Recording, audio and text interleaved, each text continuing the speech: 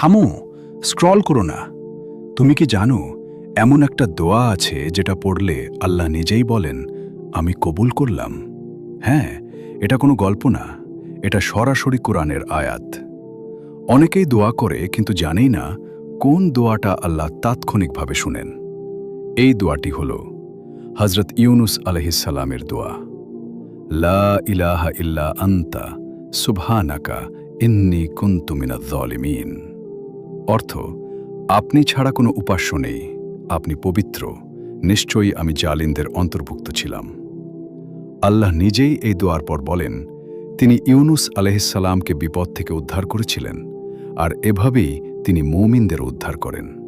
সূরা আল আম্বিয়া 21:87-88।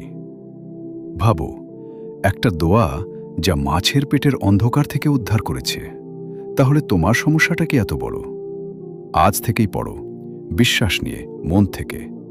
হয়তো এই এক দোয়াই তোমার জীবনের সব কিছু বদলে দিতে পারে। হাক্কুরা, সত্য, সহিহ এবং হৃদয়ে পৌঁছানো ইসলামিক জ্ঞান।